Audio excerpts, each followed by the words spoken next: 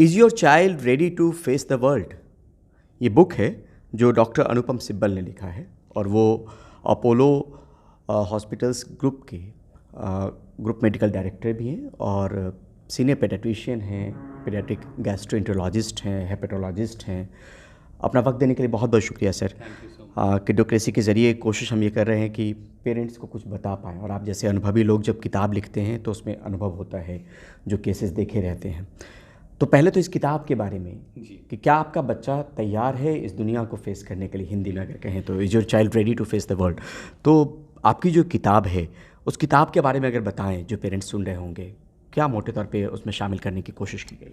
देखिए, ये किताब मैंने इसलिए लिखी क्योंकि मैं डे टू डे प्रैक्टिस में देख रहा था कि जब क्लिनिक में पेशेंट्स आते हैं, बच्चे आते हैं और उनके माँ बाप आते हैं, साथ में कई बार ग्रैंड पेरेंट्स आते हैं, तो एक तनाव सा महसूस होता है।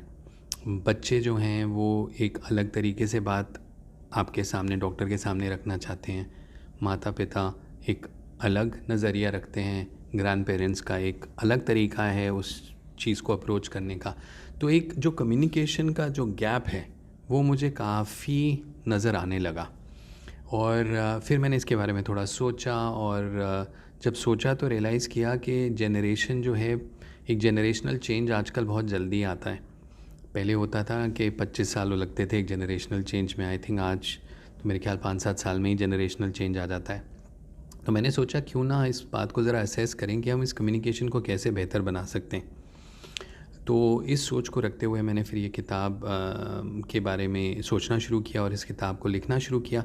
और जैसे मैं इसको आइडिया को डेवलप करता गया, मैंने सोचा कि क्यों ना जब हम इस कम्युनिकेशन को इम्प्रूव करने की बात करें, तो क्यों ना जो एक वरी होती है पेरेंट्स की कि क्या मैं अपनी ड्यूटी जो है उसको सही तरीके से निभा पा रहा हूँ कि नहीं। क्योंकि हर पेरेंट को एक बहुत बड़ी टेंशन होती है और ये फ़र्क नहीं पड़ता चाहे वो क्रिकेट स्टार हों, कंपनी के सीईओ हों, इंजीनियर हो, पत्रकार हों, मीडिया पर्सनालिटी हों। ये फ़िक्र हर एक को होता है घर जाके कि मैं जो अपनी ड्यूटी, अपनी रिस्पॉन्सिबिलिटी है अपने बच्चों की तरफ, वो ठीक से निभा पा रहा हूँ कि नहीं। और हमारे कल्चर में, हमारी संस्कृति में एक बहुत ज़्यादा रिस्पॉन्सिबिलिटी लेते हैं पेरेंट्स और उनकी ये रिस्पॉन्सिबिलिटी होती है कि अच्छा स्कूल हो, पढ़ाई अच्छा हो। पढ़ाई पे बहुत ज़्यादा एम्फेसिस होता है, हमारे परफॉर्मेंस पे बहुत ज़्यादा एम्फेसिस होता है कि जो हमारा बच्चा है वो एक सही सिटीज़न बने, रिस्पॉन्सिबल रहे, सारी रिलेशनशिप्स को संभाले, रिस्पॉन्सिबिलिटीज़ को संभाले। और फिर ये एक और फ़िक्र जो हमारे पेरेंट्स रखते हैं, शादी होगी नहीं होगी, तो मतलब बहुत सारी टेंशन रहती है पेरेंट के मन में। और सबसे बड़ी टेंशन ये रहती है कि क्या मैं अपनी ड्यूटी में फ़ेल तो नहीं होऊंगा। तो इस बात को मैंने एड्रेस करने की कोशिश की और इस कि मैं फ़ेल ना हूँ। देखिए, पेरेंट यही कर सकता है कि अपने एग्ज़ाम्पल से बच्चे को सिखाए, क्योंकि बच्चे को कुछ कहने से तो कुछ होता है नहीं, क्योंकि बच्चा सुनेगा नहीं। बट अगर बच्चा देखे कि उसके माता पिता का व्यवहार कैसा है, तो वो संस्कार बच्चा अपने आप में इनकॉर्पोरेट करे। ये एक होप रहती है पेरेंट की। चाइल्ड साइकोलॉजी भी कहते हैं कि मतलब वो ऑब्जर्वेशनल स्किल बहुत। बिल्कुल बिल्कुल। तो मैंने इस किताब के अंदर 18 वैल्यूज़ के बारे में बात रखी जो इम्पॉर्टेंट हैं, जैसे कि ऑनेस्टी, कंपैशन, आजकल जो प्रेशर होता है सोसाइटी का उसको कैसे हैंडल किया जाए, IQ EQ भी होगा सर? बिल्कुल, कि कैसे गिव अप ना किया जाए, ये ह्यूमिलिटी जो सबसे इम्पोर्टेंट है। तो ये सारी वैल्यूज़ को रखा और जो टेक्निक मैंने इस किताब में एक्सप्लेन करने की कोशिश की है कि बच्चे के साथ जब आप कम्युनिकेट करें तो वो एक दो तरफ़ा कम्युनिकेशन होना चाहिए। It can not be one way. तो अगर बच्चे को, बिल्कुल, अगर आप बच्चे को लगता है कि मेरे को बोलते हैं कि आ जाओ बैठो मेरी बात सुन लो, तो बच्चे का इंटरेस्ट नहीं होता। और अगर आप गलती से ये कह दो कि मेरे एक्सपीरियंस में या हमारे समय में या हमें तो ऐसे रेज़ किया गया था, हमें तो ऐसे बताया गया था, तो बच्चा तो सुनना ही बंद कर देता है। सो मेरा एक्सपीरियंस इररेलेवेंट, मैंने क्या सीखा इररेलेवेंट। बच्चे के साथ उसके साथ बात करनी ज़रूरी है इन अ मैनर कि वो उस बात को समझे। दूसरी बात जो आजकल बहुत कॉमन है और जिसमें पेरेंट्स स्ट्रगल करते हैं वो ये है कि आजकल बच्चे सवाल बहुत पूछते हैं। हमारी जनरेशन में सवाल नहीं पूछा जाया करते थे माता पिता से, जो कह दिया गया सुन लिया जी। और आगे गए। तो आजकल बच्चे क्वेश्चन करते हैं कि आपने ऐसा क्यों कहा, इस तरीके से क्यों नहीं कर सकते, मैं इस बात को क्यों मानूं। और उनका जो नॉलेज बेस भी है वो बहुत बहुत एक्सटेंसिव है, क्योंकि हमारे टाइम में नॉलेज कहाँ से आती थी, बड़े बुजुर्गों किताबों से आती किताबों थी, से। या जो लोग कहते थे, या कोई लाइब्रेरी में। यहाँ तो आप 10 सेकंड के अंदर बच्चे को इन्फॉर्मेशन मिल जाएगी, आप जो कुछ कहेंगे वो आपको काउंटर कर सकता है गूगल पे जाके वो अपनी रिसर्च करके। और अब तो एआई के साथ और ये सारी चीज़ों के साथ और भी आसान हो गया। तो बहुत सारे पेरेंट्स स्ट्रगल करते हैं इस बात को कि ये सवाल क्यों पूछता है इतना, बट ये सवाल को पूछना हमें एक्सेप्ट करना पड़ेगा, और ये एक रियलिटी है। और इसको बुरा ना मान के, इसको एक पॉजिटिव तरीके से लेके अगर हम अपने कम्युनिकेशन स्ट्रैटेजी को डेवलप करें तो हम लोगों के लिए बेहतर है। मैं कुछ एग्जांपल्स देता हूँ आपको कि कैसे हमने एड्रेस किया किताब के अंदर। एक जो बहुत इम्पॉर्टेंट वैल्यू है वो है ग्रैटिट्यूड। लाइक हम सब कहते हैं कि हम बहुत भगवान का, गॉड का हम रोज़ प्रार्थना करते हैं, शुक्रिया अदा करते हैं, लेकिन जितना हमें ग्रैटिट्यूड एक्सप्रेस करना चाहिए हर समय नहीं करते हैं। हमें एक फ्रेंडशिप की वैल्यू तभी रियलाइज़ होती है जब दरार पड़ जाती है। हमें अपनी हेल्थ की वैल्यू तभी रियलाइज़ होती है जब कोई डिज़ीज़ का डायग्नोसिस होता है। और हमारे बच्चे जो हैं वो भी इसी तरीके से, क्योंकि वो अपने माता पिता को ग्रैटिट्यूड एक्सप्रेस करते हुए नहीं देखते हैं, वो भी इसी तरीके से बिहेव करते हैं।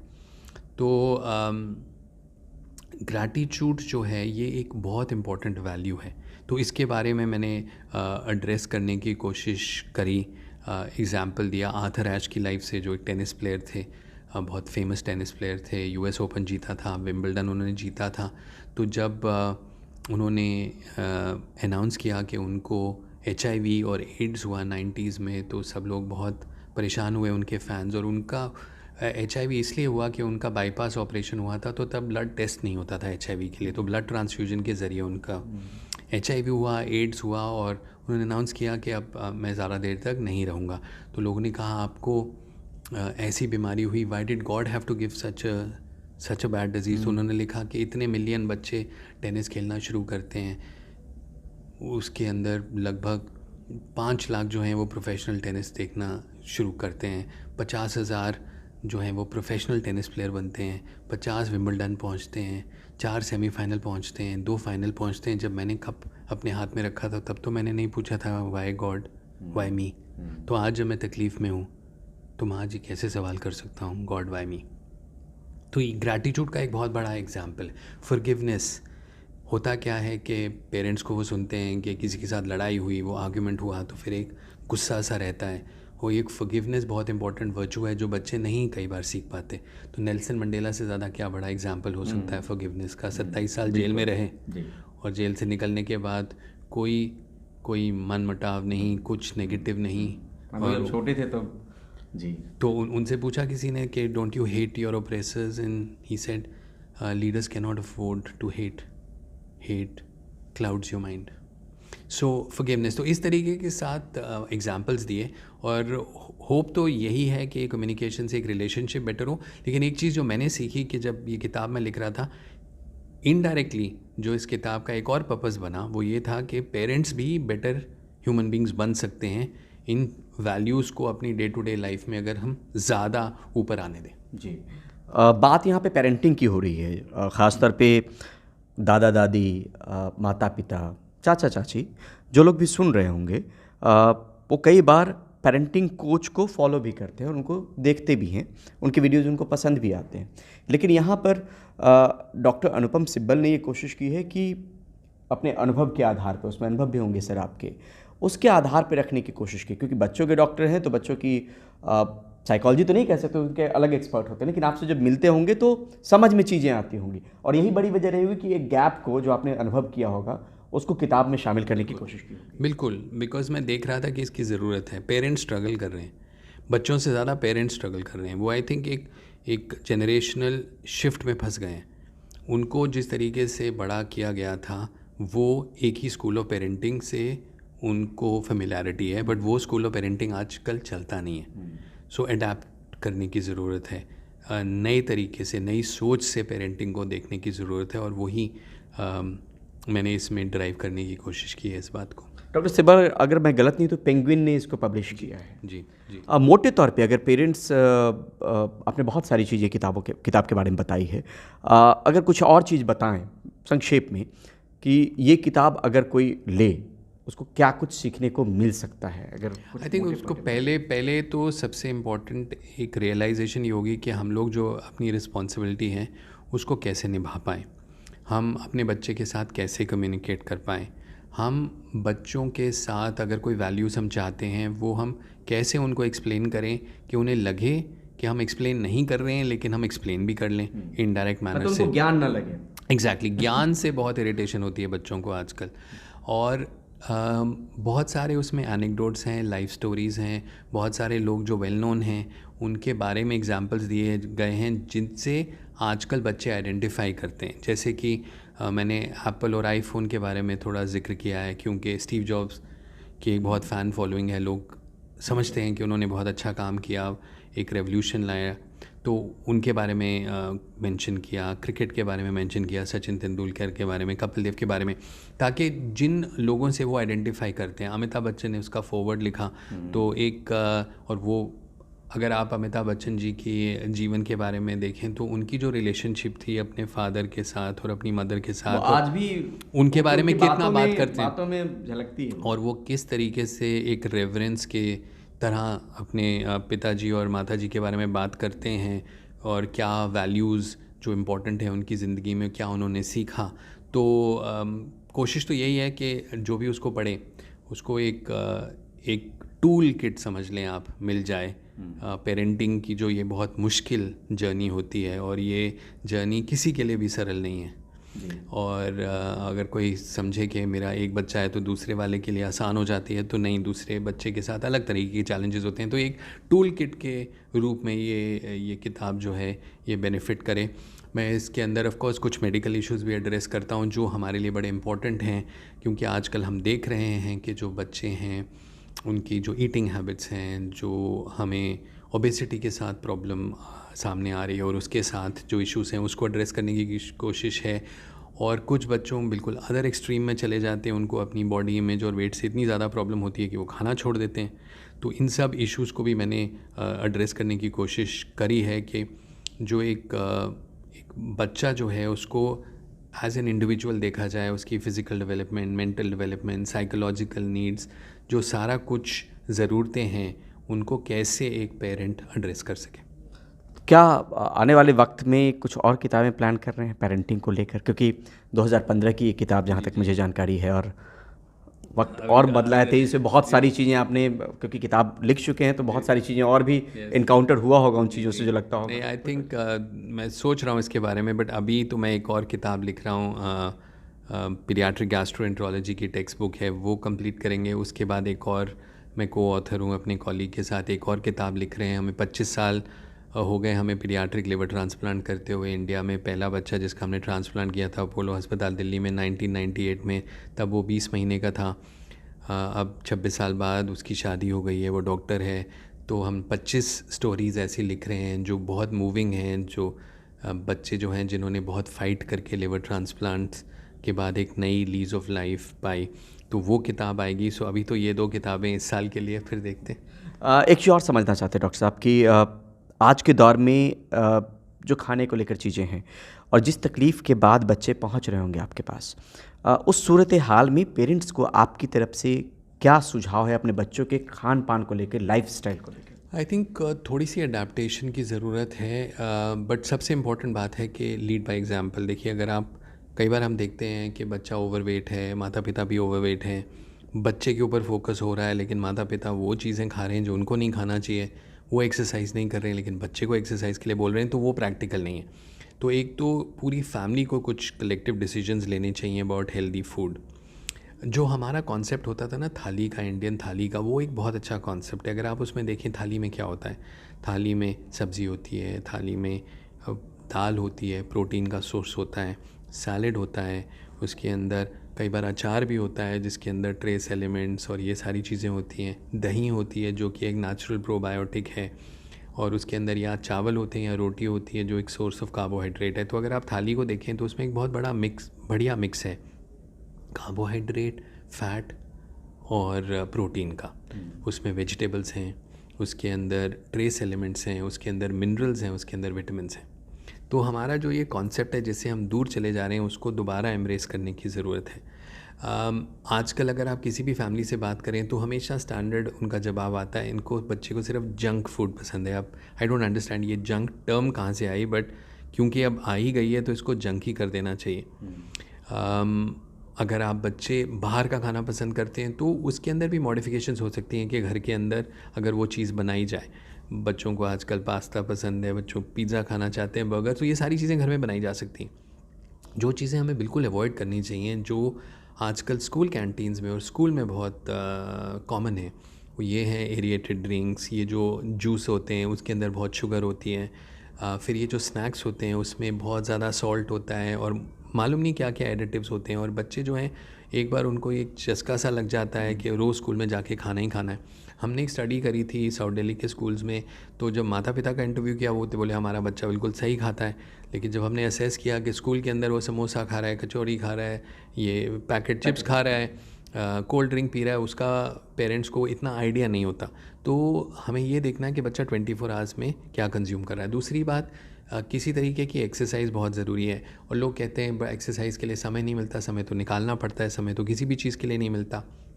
और कई बार जो स्पोर्ट्स के ऊपर फोकस रहता है उसमें उनको देखना ये ज़रूरी है कि उस स्पोर्ट जो बच्चा खेल रहा है वो अगर हफ्ते में 2 दिन क्रिकेट खेल रहा है तो उसको आप एक्सरसाइज नहीं मान सकते, या अगर 2 दिन वो कराटे के लिए या टाइक्वांडो के लिए जा रहा है तो वो एक्सरसाइज नहीं मान रहे। वो स्पोर्ट है, अच्छी बात है, लेकिन चाहे वो जॉगिंग हो, रनिंग हो, स्किपिंग हो, वॉकिंग हो, स्विमिंग हो, इन चीज़ों पे फोकस बहुत ज़रूरी है। और ये चीज़ें जो है हर बच्चा हफ्ते में 6 दिन 45 मिनट्स तक कर सकता है। और अगर ये आदत बचपन में पड़ जाए तो अच्छी बात है, क्योंकि बाद में मुश्किल होती है। तो इसको मतलब डाइट, एक्सरसाइज बहुत इम्पॉर्टेंट है। दूसरी चीज़ जो आजकल बहुत ज़्यादा प्रेशर है और इंडिया के अंदर हम लोग बहुत ज़्यादा एक एम्फेसिस डालते हैं स्कूल में एकेडमिक सक्सेस पे, तो आई थिंक उसका भी थोड़ा सा बच्चा क्या चाहता है उसके हिसाब से थोड़ी सी एक कैलिब्रेशन की ज़रूरत है। क्योंकि कई बार माँ बाप कहते हैं कि मेरा बच्चा मेरा नाम रोशन करे। भाई वो अपना नाम रोशन करेगा, आपका नाम क्यों रोशन करेगा? आप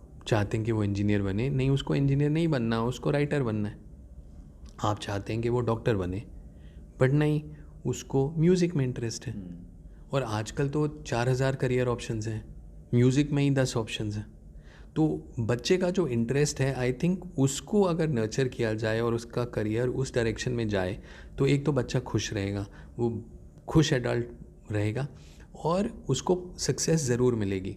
लेकिन अगर आप फोर्स करें उसको किसी और डायरेक्शन में जिसमें उसका मन नहीं है, तो एक तो वो खुश नहीं होगा और शायद वो इतना सक्सेसफुल ना हो।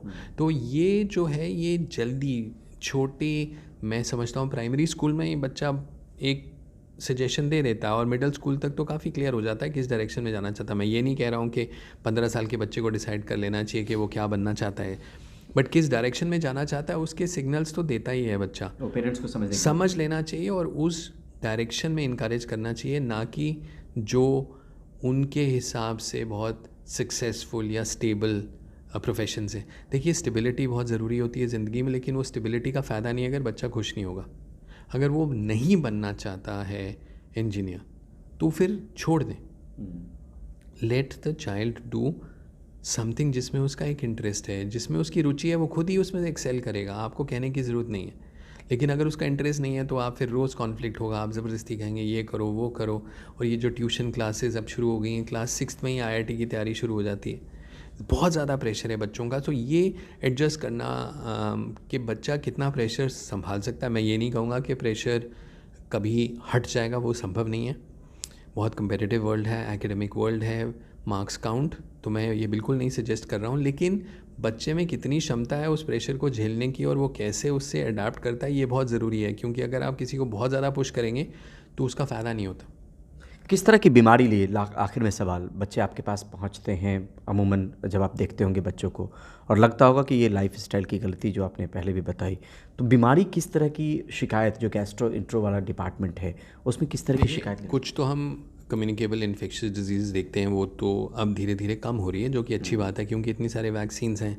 सेकेंडली थोड़ा लोग ध्यान रखते हैं आजकल पानी का, सैलड का, तो ये टाइफॉइड जो बहुत पहले कॉमन होता था नहीं होता है, इतना डायरियल डिसीज़ नहीं देखने को मिलती हैं, जॉन्डिस कम देखने को मिलता है। लेकिन ऑब्वियसली लाइफस्टाइल डिजीज़ हमें ज़्यादा देखने को मिलती हैं, चाहे वो फैटी लिवर हो, ओबेसिटी रिलेटेड हो, बच्चों में ब्लड प्रेशर, बच्चों में मल्टीपल मैनिफेस्टेशंस हो, शुगर फ्लक्चुएशन, क्योंकि उनकी बॉडी हैंडल नहीं कर सकती है द वेट गेन को।